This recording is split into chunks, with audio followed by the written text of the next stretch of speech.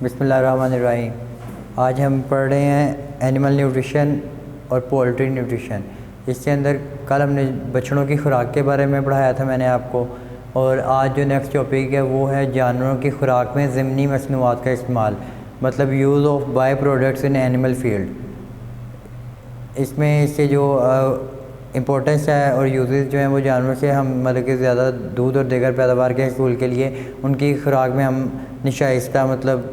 Carbohydrates, پھر روغنی اجزاء، lipids وغیرہ، پروٹینز اور وٹامنز اور نمکیات وغیرہ کا ہم اس کی جو مقدار ہوتی ہے اس کو ہم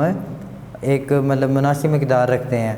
لیکن اجناس اور چارے کی قلت کی وجہ سے انہیں مناسب مقدار میں متوازن خوراک نہیں مل پاتی، جس کی وجہ سے ان کی بہتر نشو و نما نہیں ہو پاتی اور ان کی جو پیداوار ہوتی ہے اس میں کمی نظر آتی ہے۔ دنیا کے دیگر جو ترقی یافتہ ممالک ہیں ان میں جانوروں کی جسمانی ضروریات کو پورا کرنے کے لیے مختلف ضمنی مصنوعات کو استعمال کیا جا سکتا ہے، بائی پروڈکٹس استعمال ہوتے ہیں، ٹھیک ہے۔ ان مصنوعات کا استعمال ہمارے ملک میں بھی خاص طور پر مرغیوں کی خوراک میں عام ہو رہا ہے، مطلب ہم مختلف طریقوں سے مطلب جانوروں کو فیڈ کرنے کی کوشش کرتے ہیں جو کہ زیادہ ایک تو سستی ہوں اور اوپر سے معیاری بھی ہوں۔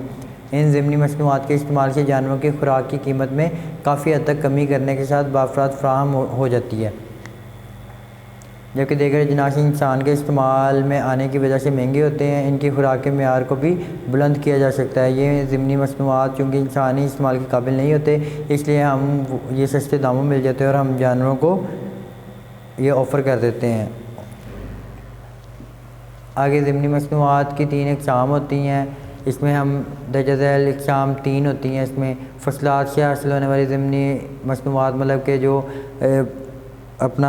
چارہ جات ہوتے ہیں، جیسے مطلب کہ مکئی وغیرہ ان کے دانے وغیرہ، اس کے بعد جو سٹے وغیرہ بچ جاتے ہیں فصلوں کے وہ، اس کے بعد جو جب ہم گندم کی کٹائی کر لیتے ہیں تو اس کے اوپر سے جو سٹے ہوتے ہیں وہ اتر جاتے ہیں تو نیچے توڑی وغیرہ بچ جاتی ہے، وہ چیزیں ہم جانوروں کو ڈال دیتے ہیں۔ اس کے بعد گنے کا جو گودا وغیرہ ہوتا ہے وہ ہم جانوروں کو ڈال دیتے ہیں۔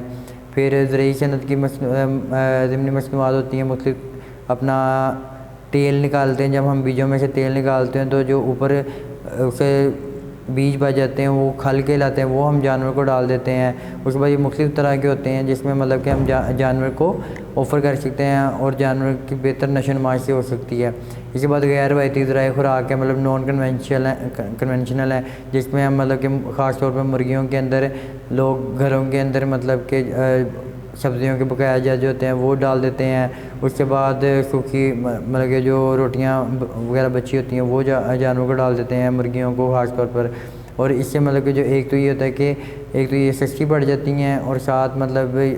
جو ہوتا ہے اس کا بہتر رزلٹ آتا ہے اور جانور مطلب کہ اس کی اچھی نشو و نما ہوتی ہے۔ تو یہ کل ہم انشاءاللہ تعالیٰ نیکسٹ پڑھیں گے۔